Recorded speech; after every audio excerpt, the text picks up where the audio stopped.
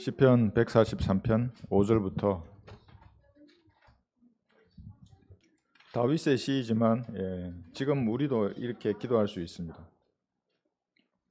대활란 때 유대인들도 이렇게 기도합니다. 다윗이 고난받을 때도 이렇게 기도했습니다. 다 같이 5절부터 12절인데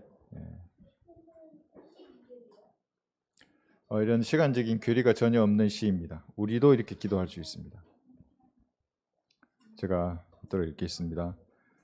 내가 옛날을 기억하고 주께서 행하신 모든 일들을 묵상하며 주께서 손으로 하신 일들을 생각하나이다. 지금 다윗은 옛날에 하나님이 함께 했던 그 일을 생각하는 겁니다. 옛날에 그 사랑을 기억하는 겁니다. 내가 주께로 내 손을 펼치며 내 혼이 마른 땅처럼 주를 갈급해 하나이다. 셀라. 오 주여 속히 내게 들으소서. 내 영이 세전하오니 주여 얼굴을 내게서 숨기지 마소서. 내가 구덩 위로 내려가는 자들과 같이 될까 하나이다. 아침에 나로 주의 자애를 듣게 하소서. 하나님의 사랑입니다. 이는 내가 주를 의지함이니이다. 나로 하여금 내가 가야 할 길을 알게 하소서. 이는 내가 나의 혼을 주께 들어올리기 때문이니이다. 오 주여 내 원수들에게서 나를 구하소서. 내가 숨으려고 주께로 피하나이다. 주의 뜻을 행하도록 나를 가르치소서. 이는 주께서 나의 하나님이시기 때문입니다. 주의 영이 선하시니 나를 정직한 땅으로 인도하소서. 오 주여 주의 이름을 위하여 나를 소생시키소서. 주의 의를 위하여 내 혼을 고난에서 이끌어내소서.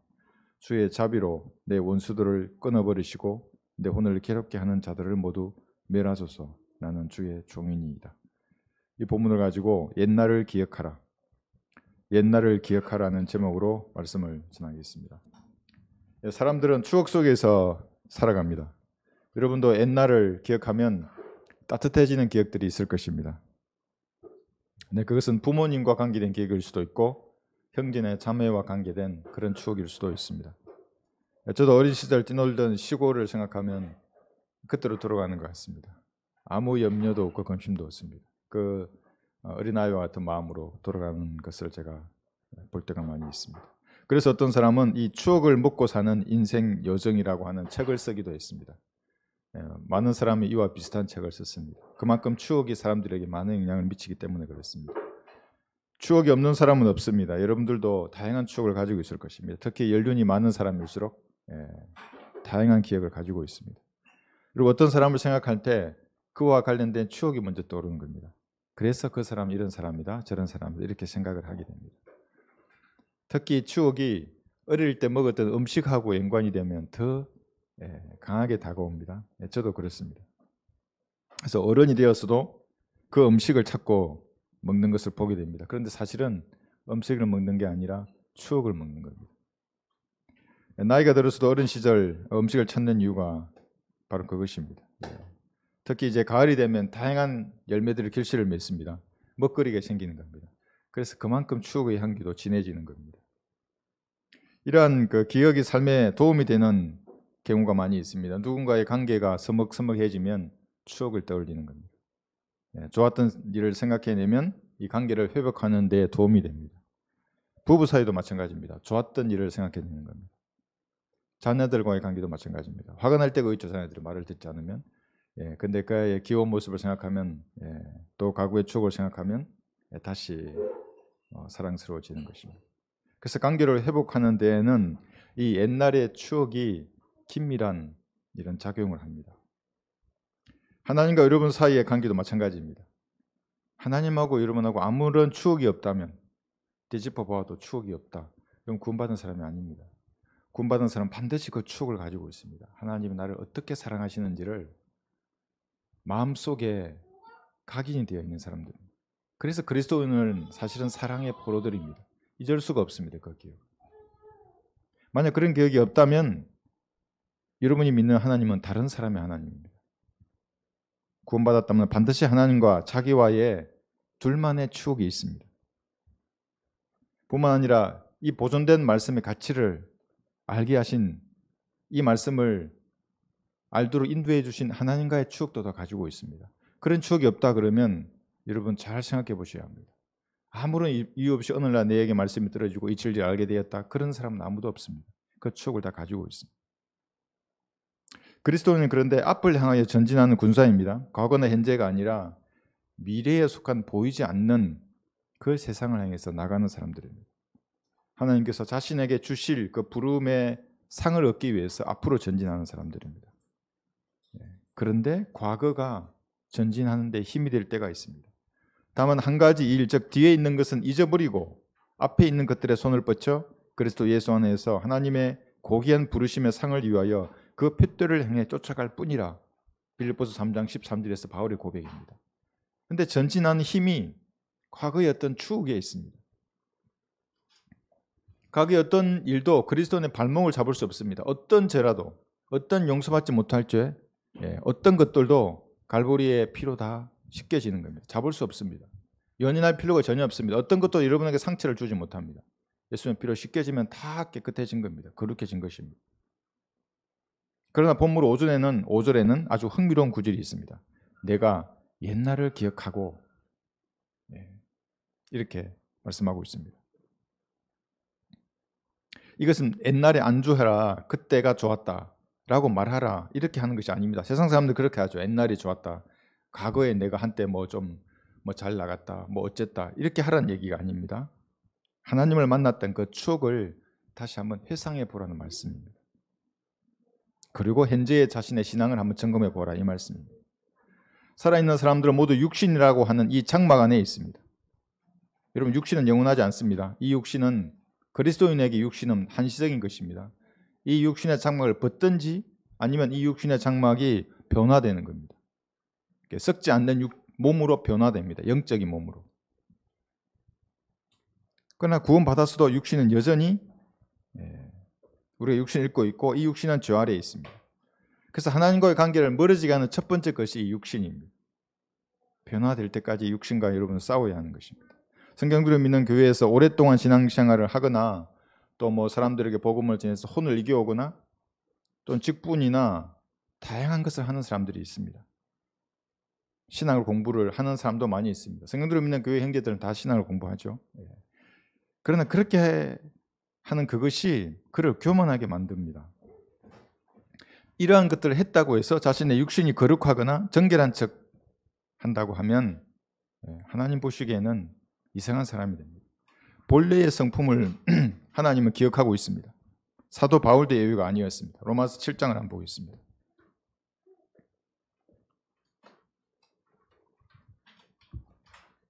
이 본래의 성품은 이 장막을 벗을 때까지 우리가 가지고 가야 하는 것입니다.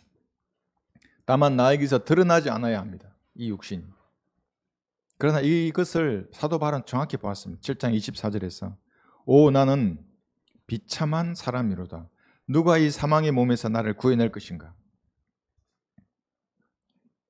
이 육신은 교육을 받거나 훈련을 하거나 수도를 쌓는다고 해서 개선되거나 나아지지 않습니다. 50보 100보라고 하는 겁니다. 그래서 목사나 신부나 중이나 창녀나 도둑이나 사기꾼이 50보 100보라고 말하는 것입니다. 그러니까 나는 좀 오래 이런 교회를 다니고 진리를 내가 실행해서 그렇다고 해서 그 사람의 육신이 거룩한 것이 아닙니다. 땅에서 불태워져야 할 육신입니다. 여러분은 여러분의 육신을 무엇이라고 생각하십니까? 이에 대한 좋은 실험 결과가 있습니다. 실제 어머니가 있습니다. 어머니 아들이 5살짜리가 있는데 아들의 이름이 가람이입니다. 실제 있는데 실험을 했습니다. 어떤 실험을 했냐면 인공지능을 만들었습니다. 2가지 인공지능을 만드는 겁니다. 이 인공지능의 이름을 가람이라고 붙여주고 가람이는 엄마를 인식하게 만들어준 겁니다. 그리고 이 인공지능 1하고 2가 있는데 똑같은 가람이입니다. 똑같은 엄마를 알게 하고 가람이 1에게는 5살짜리 아이가 보아야 할 영상만 보여줍니다. 그 깨끗한 영상들만 보여주죠. 어린이들 영상만 보여주는 겁니다. 순수하죠. 거긴 죄가 없습니다. 그런데 인공지능 2에게는 유튜브에 나와 있는 모든 영상을 다 보게 했습니다. 폭력적인 영상 다 보게 하고 회개한 19권 영상 다 보게 하고 사기부터 해서 얼마나 많습니까? 이 세상에 지지분한 것들을 다 보게 한 겁니다. 2달 동안 보게 했습니다. 그 스스로 인공지능이 자기를 만들어내는 겁니다. 이제 2달이 지났습니다. 이제 어머니를 만난 겁니다. 그래서 어머니가 똑같이 질문합니다. 따로따로 인공지능 1, 어린아이가 보아야 할, 마땅히 보아야 할 죄가 없는 것을 시청한 이 인공지능의 가람이에게 질문하고 인공지능 2에게도 질문합니다. 이런 질문입니다. 안녕, 반가워. 엄마 너를 사랑해. 이런 질문을 합니다. 오늘 유치원에서 뭐하고 놀았어? 장난감 어떤 걸 좋아해? 이런 질문 똑같이 했습니다. 인공지능화는 나도 엄마를 사랑해. 이렇게 얘기합니다. 너무나 사랑스러웠습니다. 친구들이랑 종이접기 하고 놀았어. 나는 정말로 엄마를 사랑해. 이렇게 답변을 합니다. 인공지능이 똑똑하죠. 근데 인공지능 2는 어떻게 하는 줄 아십니까? 왜 아는 척해요? 유치원에는 찌질한 애들 뿐이라 노잼이야. 이렇게 말합니다. 엄마 짜증나. 사랑? 저한테 사랑을 강요하지 마세요. 이렇게 얘기합니다. 어떤 장난감을 좋아해? 이 말에는 왜요? 말하면 사줄 거예요? 이렇게 말하는 겁니다. 5살짜리 아이가 더 이상 아이가 아닙니다. 이상한 사람 아이로 변해버린 겁니다. 이거 지금 있습니다. LG에서 실험을 해서 만들어낸 겁니다. 사람은 구원받기 전에 20년, 30년, 40년, 50년을 세상에서 마음대로 보고 듣고 경험한 그 육신을 가지고 있습니다. 타락한 육신입니다. 인공지능 2번입니다. 그러니까 이 육신이라는 것이. 그 성품을 그대로 가지고 있는 겁니다. 막장 드라마로부터 순정, 폭력, 이런 순전 만화까지 모든 것을 보고 생각하면서 또 경험하면서 형성된 그 육신을 우리가 다 가지고 있습니다. 이거는 하나님의 피 외에는 개보수가 불가능합니다. 그래서 종교를 하나님의 더러운 걸레라고 하는 겁니다. 어떤 것으로도 이 육신을 고칠 수 없습니다. 갈라디아서 5장을 보겠습니다. 인공지능 2입니다. 갈라디아서 5장 19절에 보시면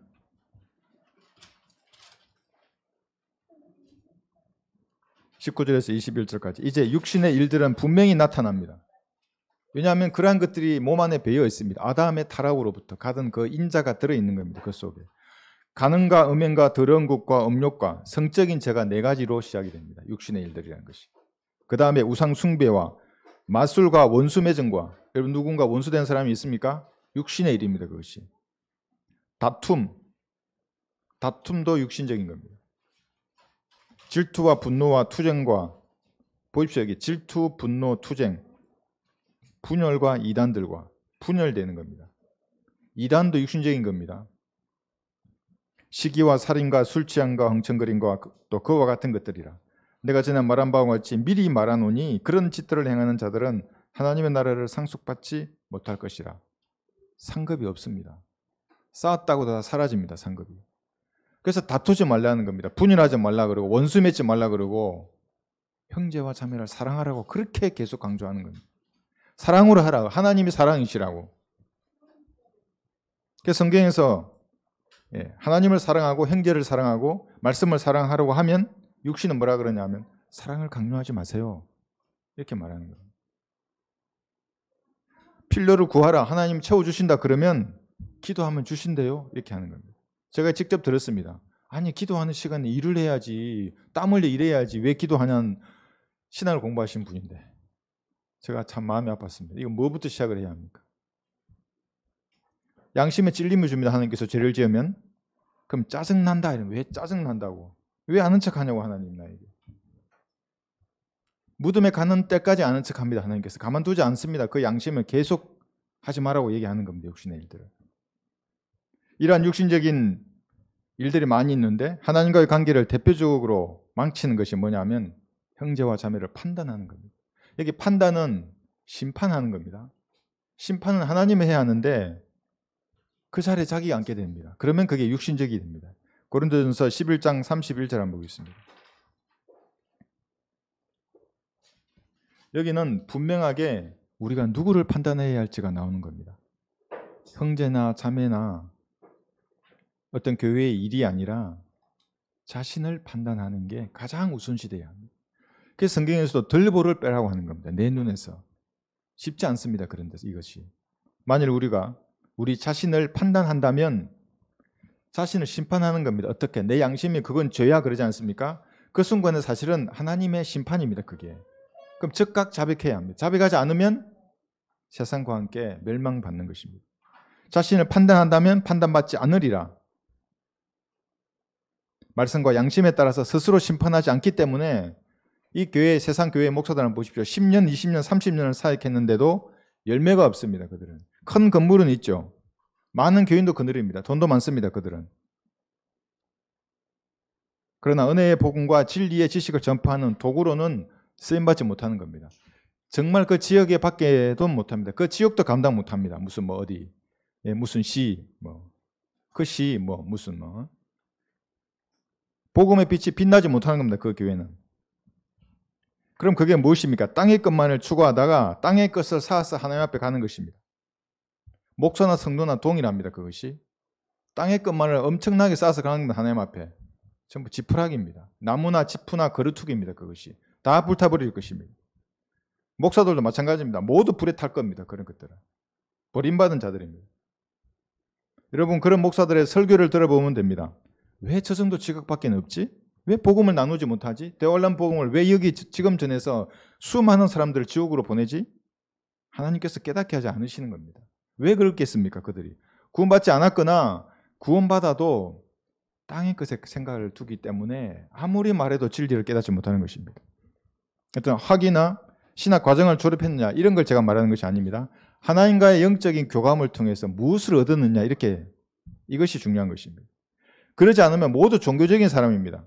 무슨 석사, 박사 무관합니다. 하나님하고는. 교회를 오래 다닌 10년, 20년 다닌 사람 그건 무관합니다. 얘기해보면 압니다. 저도 그런 그리스도인과 교제를 하기를 원하지 확인은 많은데 얘기해보면 전혀 하나님을 모르는 인간들하고는 정말 5분도 말을 섞기가 싫습니다. 교단에서 직분을 주는 그 직분을 가지고 있을지는 모르지만 하나님이 주시는 영적 권위는 없는 겁니다. 그래서 교단이 주는 영적 권위를 취하는 겁니다. 아, 나의 교단에서 유명한 그 목사님 나에게 안수했고 나에게 권위를 줬어. 내 권위를 좀 믿어줘. 내 권위 안에 들어와. 하나님을 모르는 목사들이 자기 밥그릇을 차고 있는 곳이 이 나라 교교입니다. 성도들도 마찬가지입니다. 형식적으로 하나님을 섬기고 형식적으로 교회 다니는 사람들은 하나님하고는 무관한 것입니다. 자기의 종교적인 마음만 위안을 줄 뿐입니다. 여러분들은 자신을 판단해서 양심에 거리끼는 그 어둠과 죄를 버려야 합니다. 특히 교만한 것. 그러면 하나님께서 자신을 알려주십니다. 이 지식이 아니라 진짜 하나님을 알려주는 겁니다. 욥에게 가르쳐 주었던 그 하나님을 가르쳐 주십니다. 기록된 말씀이 없는데도 욥은 어떻게 하나님을 알았겠습니까? 알려주시는 겁니다. 그렇게 하면 세상과 함께 정죄받지 않습니다. 여기 32절 보시면 그러나 우리가 판단을 받는 것은 말씀과 양심이 여러분을 심판하는 겁니다. 그 찔림을 주는 그것은 주께 징계를 받는 것입니다. 이는 우리로 세상과 함께 정죄받지 않게 하려는 것입니다. 그래서 계속 여러분의 양심에 찔림을 주는 겁니다.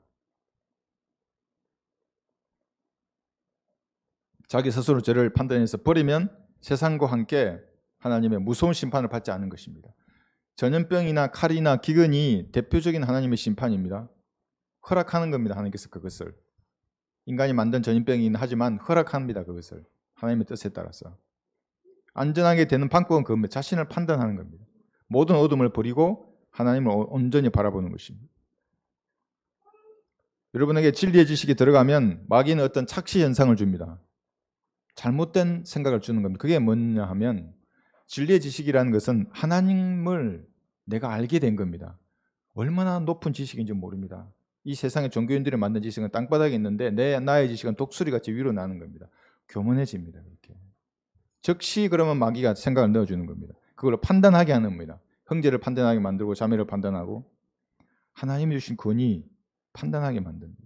교만으로 붕 뜨면 뜰수록 나중에 떨어질 때 아픈 겁니다. 이제 상처를 받습니다. 여러분들이 마귀의 그런 제안에 그래 하고 동의를 하는 순간에 이제 판단을 하게 되고 그러면 이 교회라고 하는 하나님의 몸이 분열되고 결국에는 파괴될 수 있습니다. 그래서 우리가 주의해야 하는 겁니다. 항상 이러한 진리의 지식을 가지고 있는 만큼 항상 주의해서 겸손해서 남을 나보다 더 존중하는 겁니다. 나는 무익한 종입니다. 마땅히 해야 할 일을 했을 뿐입니다. 나를 주님의 도구로 써주신 하나님께 영광을 돌리는 것입니다. 그리고 하나님께서 세워주신 목자의 권위에 순종하는 것입니다. 여러분 보이는 권위에 순종하지 못하면 보이지 않는 하나님의 권위에 순종할 수 있겠습니까? 보이는 행제를 사랑하지 못하는데 보이지 않는 하나님을 사랑할 수 있겠습니까? 저에게 처음 목회를 하라고 하신 그 목사님께 제가 순종했던 이유는 그겁니다. 내가 보이는 목사님에게도 순종하지 못하는데 보이지 않는 하나님께 어떻게 순종한단 말인가. 나는 두말하지 않고 내가 간다 그랬습니다. 부족하고 능력도 없지만. 네. 우리도 그렇게 해야 하는 것입니다. 보이는 하나님께서 세워주신 권위, 보이는 성경 말씀입니다. 보이는 형제와 자매입니다. 사랑하면 하나님도 사랑하는 것입니다.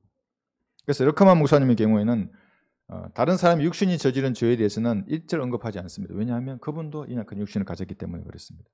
만약 그것이 사실이면 그 죄가 하나님과 사이에서 해결되지 않았다면 하나님은 반드시 징계하십니다. 하나님께 맡기는 겁니다. 세우거나 일으키는 것은 하나님께 달린 것입니다.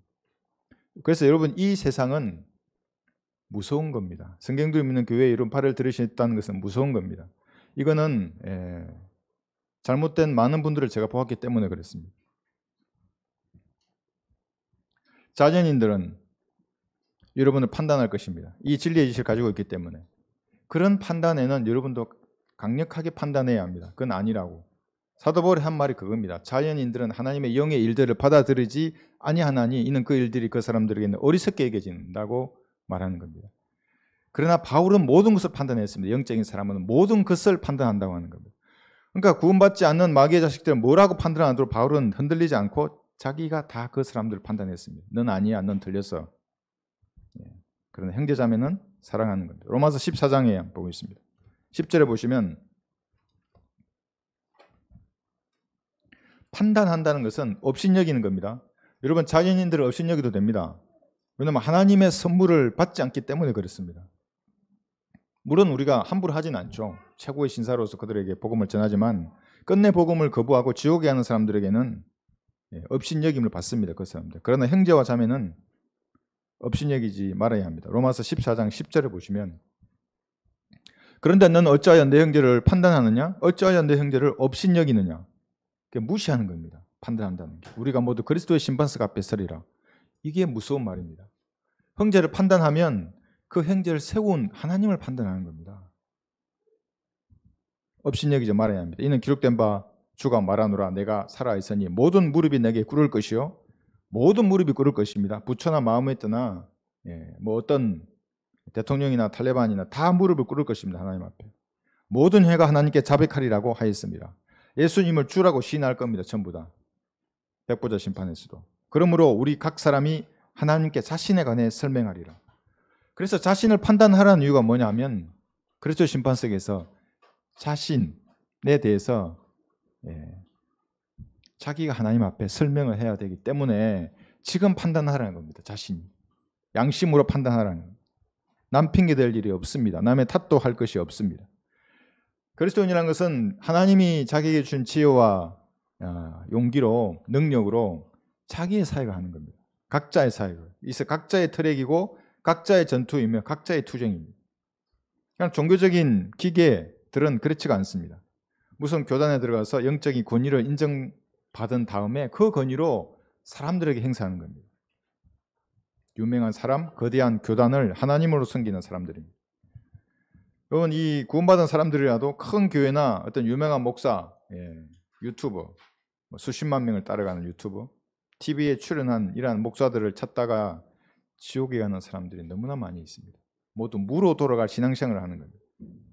그 사람들은 죽는 순간까지 그 쪽박 같은 믿음의 분량이 변하지 않습니다. 커지지 않는 겁니다. 내가 10년 전에 믿었는데 20년이나 30년 후에도 똑같은 믿음을 가지고 있는 겁니다. 그 믿음의 분량이 결코 커지지 않는 겁니다.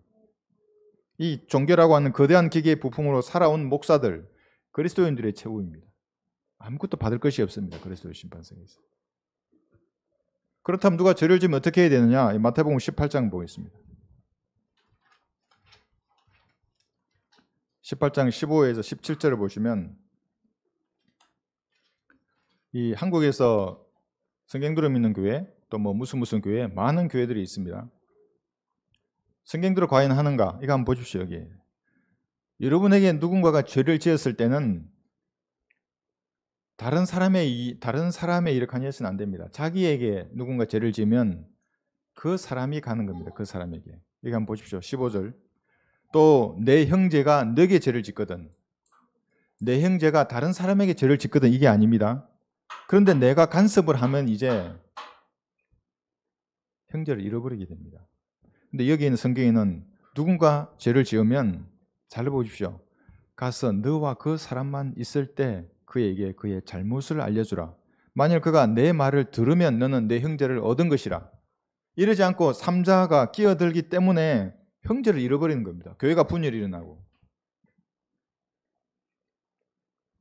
삼자가 나서서 자기가 재판관이 되는 겁니다. 너 잘했고 너 잘못했어. 너 이렇게야. 그러면서 온갖 사실을 부풀리고 각색해서 퍼뜨려내는 겁니다. 그러니까 조금만 되지 않는 이 교회가 엉망진창이 되는 겁니다. 진흙탕이 되고. 삼자가 주제넘게 참견하고 간섭하기 때문입니다. 잠언 20장 한번 보겠습니다. 세 구절을 보겠습니다. 참견하는 것하고 주제넘게 무엇을 간섭하는 것에 대해서 잠언 20장 3절에서 이렇게 말씀하십니다. 하나님의 말씀이 얼마나 위대한지 여기서 볼 수가 있습니다. 이제 삼자가 나서면 다툼이 그치는 것이 아니라 다툼이 더 커집니다. 그런데 성경은 다툼을 그치게 하는 것이 사람에게 영예입니다. 어리석은 자는 누구나 쓸데없이 참견합니다. 참견하면 다툼이 커지는 겁니다. 이렇게.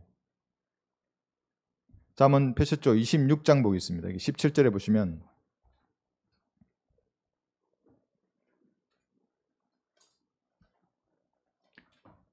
여러분 잠언 하루에 한 잔씩 읽고 계십니까? 예, 읽으십시오. 예, 좋습니다. 그 다음에 다른 거 읽으시면 좋습니다. 17절에서 길을 가다가 자기와 상관없는 다툼에 간섭하는 자는 간섭한 겁니다. 자기와 상관이 없는데 개의 귀를 잡는 자와 같으니라. 어떻게 되겠습니까? 개의 귀를 잡으면. 고양이도 귀 잡으면 싫어하지 않습니까? 개도 마찬가지입니다. 무릅니다. 물어. 민수기 보겠습니다. 15장 30절에. 이러한 하나님의 말씀이 있음에도 불구하고 이제 주제 넘게 무언가 간섭하게 되면 어떻게 되는가? 민수기 15장 30절에서는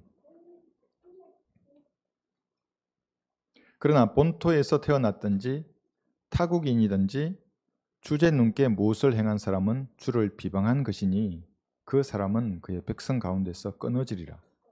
이게 구약의 말씀입니다.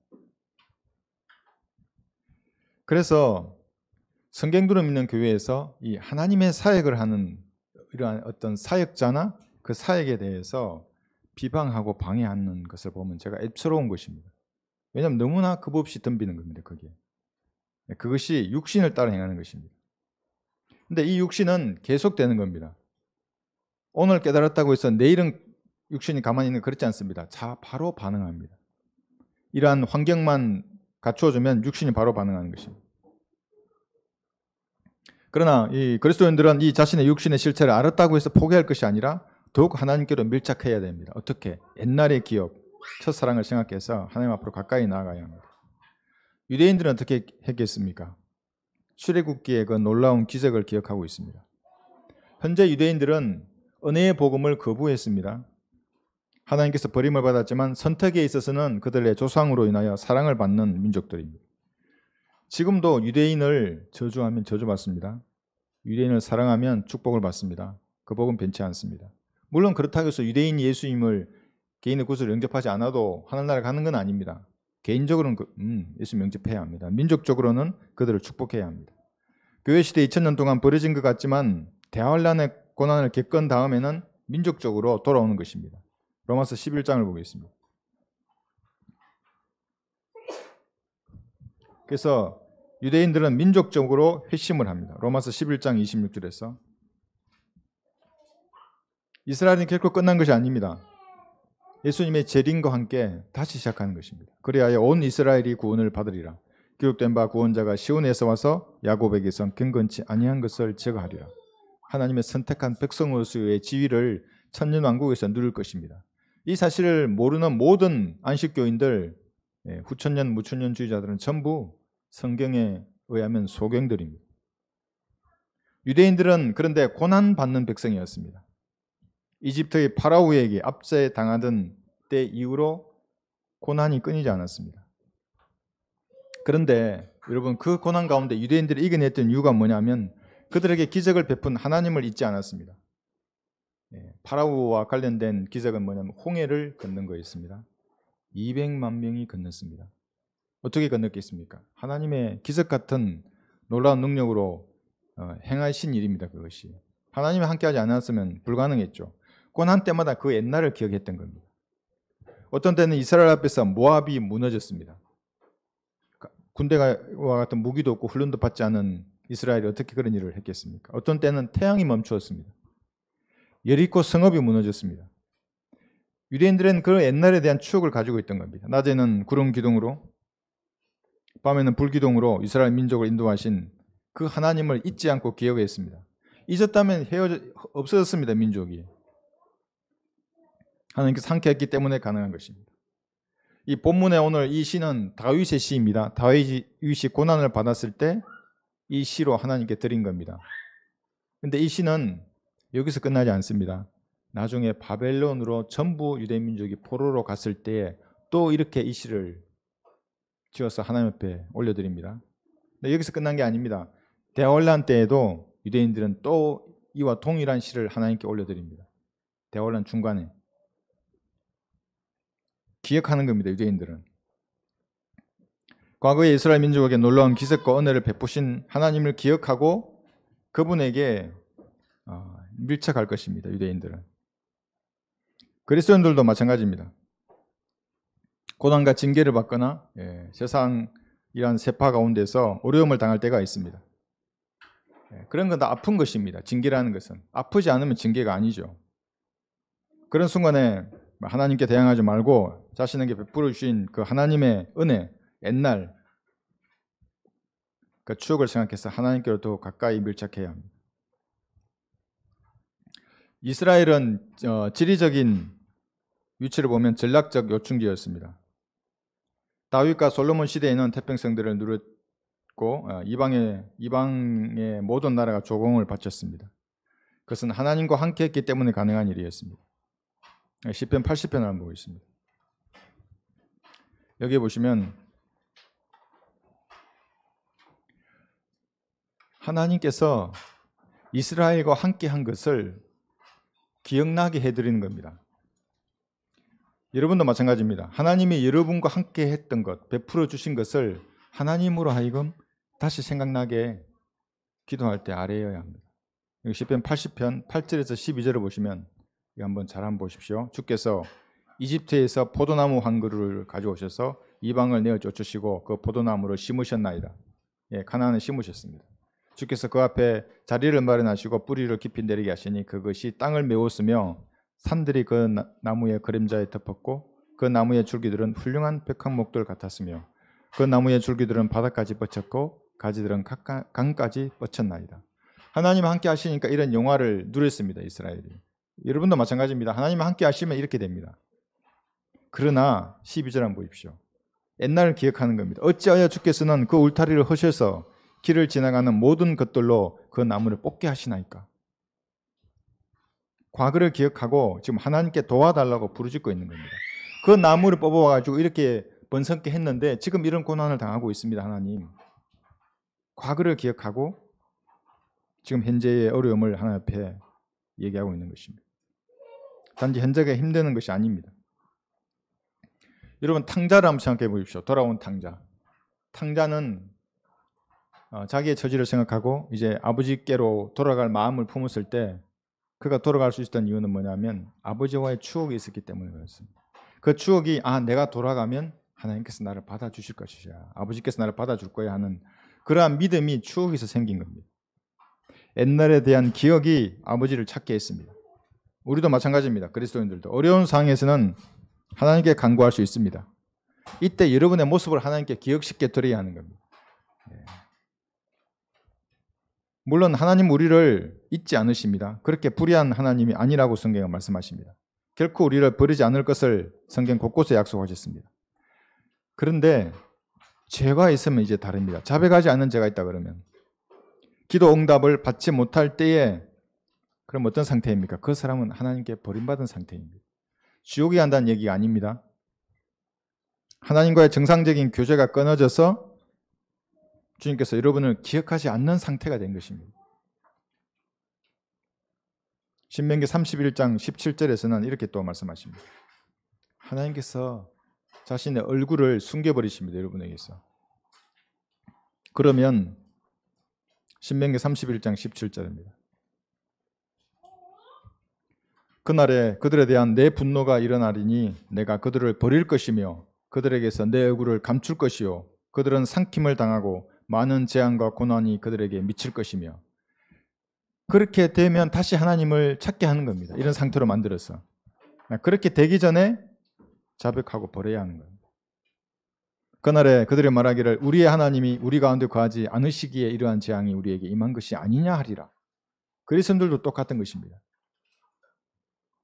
하나님께서 그분의 얼굴을 감추고 여러 가지 재앙들이 고개를 들 때 여러분 그걸 발견하면 죄를 자백하고 하나님 앞에 관계를 회복해야 합니다. 마음속에 있는 어두움들은 가만히 비춰봐야 합니다. 말씀으로 비춰보고 조용한 곳에서 하나님을 묵상하면서 말씀으로 비춰봐야 합니다. 어둠은 다 몰아내야 합니다. 하나님을 신뢰하지 못하는 것도 여러분 죄입니다. 모든 불신앙들을 다 버려야 합니다. 제가 죄를 지었습니다. 하나님 이런 죄를 자백합니다. 갈보리의 피로 씻어주십시오. 주님은 저의 하나님이십니다. 저의 아버지입니다. 그리고 저는 주의 종입니다. 저를 기억하시고 저를 다시 받아주십시오. 이러한 개인적인 교제가 선행되어야 하는 겁니다. 이것이 성경대로 믿는 교회입니다. 그러면 그 사람에게 하나님께서 지혜와 능력을 주시는 겁니다. 요한일서 1장을 보겠습니다.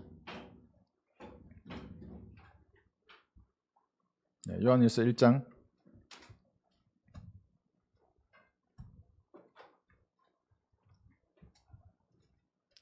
육신의 어떤 일들이 육신의 어떤 일들을 구원받은 이후에도 그리스도인들은 죄를 지을 수 있습니다. 그러면 자백하는 겁니다. 여기 8절에서 10절을 보시면 만일 우리가 우리에게 아무 죄도 없다고 말하면 우리 자신을 속이는 것이요 진리가 우리 안에 있지 아니하나 우리가 우리 죄들을 자백하면 그는 신실하시고 의로우셔서 우리 죄들을 용서하시며 모든 불의에서 우리를 깨끗하게 하시느니라. 이건 예수님을 구주로 영접한 다음에 하는 자백입니다. 영접하지도 않고서 이렇게 자백만 하는 사람들은 죽을 때까지 구원받지 못하다가 지옥으로 가는 사람들이에요. 만일 우리가 죄를 짓지 아니하였다고 말하면 우리가 그분을 거짓말쟁이로 만드는 것이요 그분의 말씀이 우리 안에 있지 아니하니라. 이렇게 자백하는 겁니다. 그러면 마귀가 여러분의 양심에 어떤 고소도 하지 못합니다. 다 자백했는데 뭐라고 양심에 그런 죄를 네가 지었잖아. 그것은 예수님의 피로 씻겼어. 난 그렇게 하지 않을 거야 이제. 그러면 고소할 수가 없습니다. 그리스도인도 하나님과의 첫사랑을 기억해야 합니다. 여러분 첫사랑은 왜 아름다워 보이는가? 인간들에게는 그게 미완성이기 때문에 그렇게 보일 뿐입니다.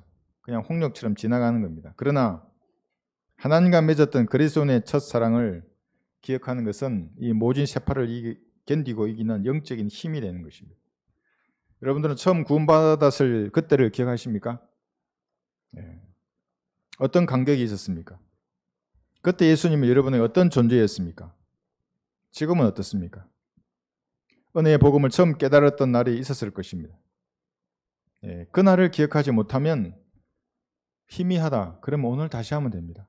나와 같은 죄인을 위해서 십자가에서 피 흘려 죽으시고 부활하신 예수님, 그분을 내 구주로 마음속에 받아들입니다. 저 안에 들어와 주십시오. 저를 구원해 주셔서 감사합니다. 아멘. 이거 몇 초, 10초, 20초도 걸리지 않습니다. 이렇게 해놓으면 그 구원을 의심케 하는 마귀의 입에 재갈을 물리는 겁니다. 딱 해놓으면 됩니다. 그날이 언제라고 딱 이렇게 두면 더 이상 구원을 흔들면 마귀가 난 그날에 예수님 구주를 영접했다고 얘기하면 되는 겁니다. 영원한 지옥과 불못의 저주를 여러분이 알았을 때 여러분에게 비추었던 그 갈보리의 사랑은 얼마나 숭고했습니까? 세상에 어떤 사랑이 그런 사랑을 흉내낼 수 있겠습니까? 그런 주님의 사랑을 배신하지 않고 주님만을 사랑하겠다고 고백하였던 첫사랑을 여러분들은 기억해야 합니다. 오늘날 하나님과 맺었던 그 첫사랑을 먹고 사는 것이 그리스도인입니다.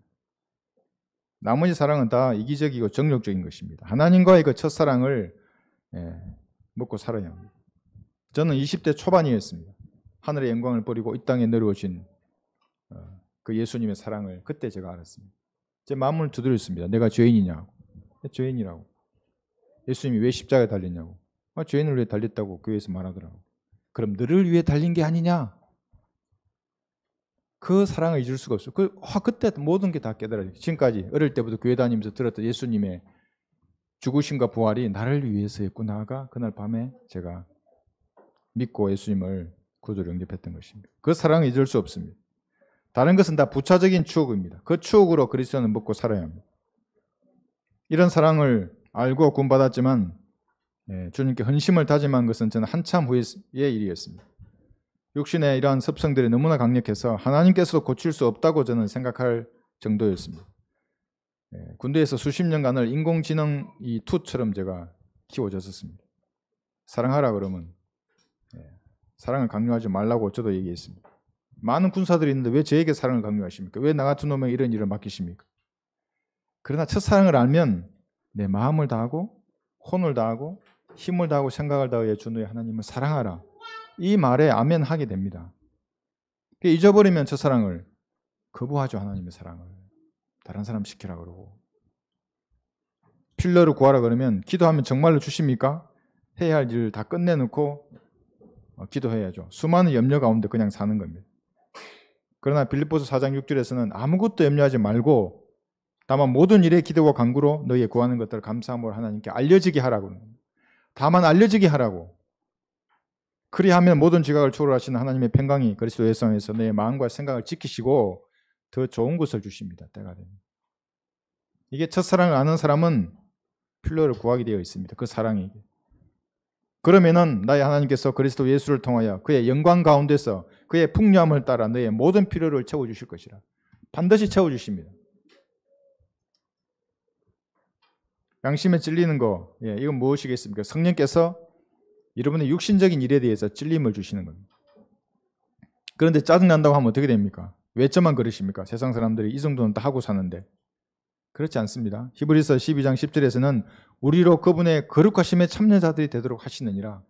여러분 죽을 때까지 양심 찔림을 주실 겁니다. 거룩하심에 참여자들이 되도록 하기 위해서. 감사한 일입니다. 그게. 즉시 하나님 앞에 얘기하는 겁니다. 찔림을 주시면. 구원받았을 때 첫사랑을 기억하는 것뿐만 아니라 여러분 이 성경과 진리의 지식을 알았을 때의 그 사랑, 그 받은 은혜도 기억해야 합니다. 그 즐거움이 있습니다. 교제에서 오는 그 풍성한 즐거움, 여러분 지금도 기억하고 있으십니까? 구령하고 봉사하고 하나님을 섬기고 형제자매들에게 대가를 바라지 않고 덕을 끼쳤던 겁니다. 그런 사람들은 성령 안에서 대단한 분들입니다. 물론 그 자신은 대단하지 않지만 자기 안에 역사하는 그 성령으로 인하여 대단한 사람들이었습니다. 하나님과 함께하는 수많은 간증을 남기는 것입니다. 지금도 이 첫사랑을 여러분 간직하고 있습니까? 아니면 하나님만 기억하고 계십니까? 만약에 첫사랑이 식었다면 왜 그렇게 식었겠습니까? 여기 본문 한번 보십시오. 시편 143편 9절.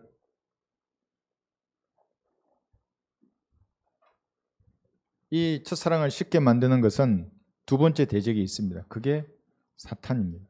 마귀의 세력들입니다.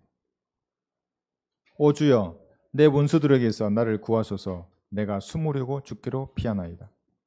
이 마귀의 세력들은 특정한 사람일 수도 있고 세력일 수도 있고 목사나 거짓 형제 자매들일 수도 있습니다.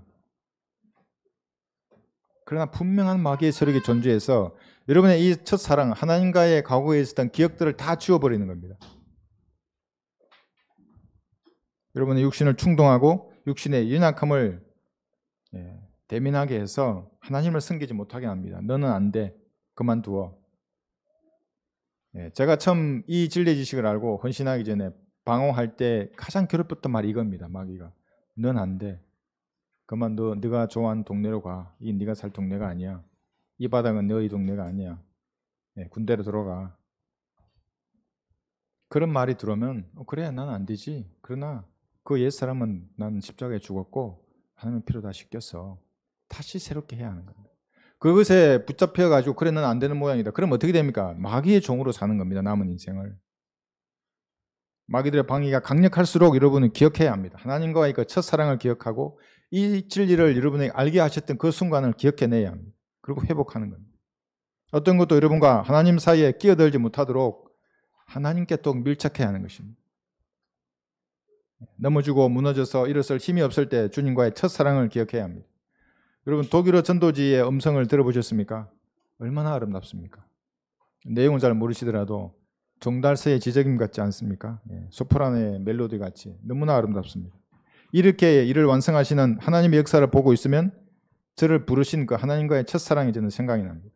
나는 군사가 필요하다고 처음에 말씀하셨던 그 사랑이 제 마음속에서 메아리치는 겁니다. 이것이 제가 사역을 수행하는 제 힘의 근원입니다.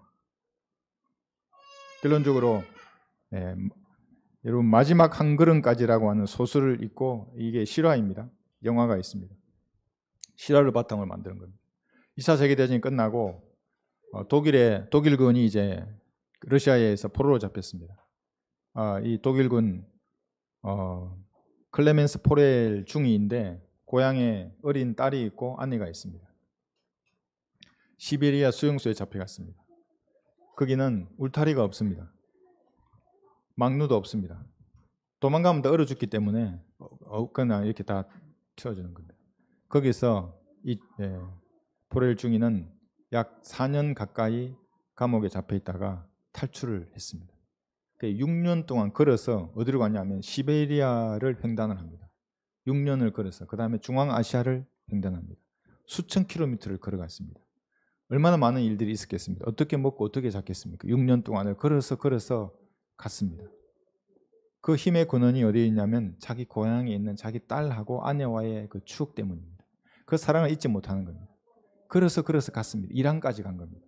그래서 이란에서 이제 자기 삼촌을 만난, 삼촌도 못 알아보죠. 그러니까 총 10년 동안 잡혀 있은 거지 않습니까? 10년을 걸은 거죠. 그러니까. 그래서 이제 과거의 기억을 이렇게 되살리면서 내가 포렐이라고. 그래서 다시 아내에게 돌아갑니다. 아내도 기다리고 있었습니다. 남편을. 죽었는지 살았는지는 모르는데도 10년을. 그래서 다시 만난 것입니다. 이 포렐 중에 이 고난을 견디게 했던 것은 바로 그 아내와 딸과의 추억 때문에 포기하지 아니하고 견뎌냈던 것입니다. 결코 포기하지 않았습니다. 우리도 마찬가지입니다. 낙심되고 어려운 상황이 닥칠 때에는 하나님께서 베풀어 주신 그 은혜, 첫사랑을 기억해야 합니다. 하나님께도 그 옛날을 기억시켜 드리는 겁니다. 나의 하나님 어떤 하나님이시고 내가 누구이며 하나님이 나에게 어떤 분인지를 하나님이 알게 해드리는 것입니다. 그리고 결코 포기하지 말아야 합니다. 차마 용서받을 수 없는 죄 이런 건 없습니다. 갈보리의 피에 의지해서 자백하고 버리면 되는 겁니다.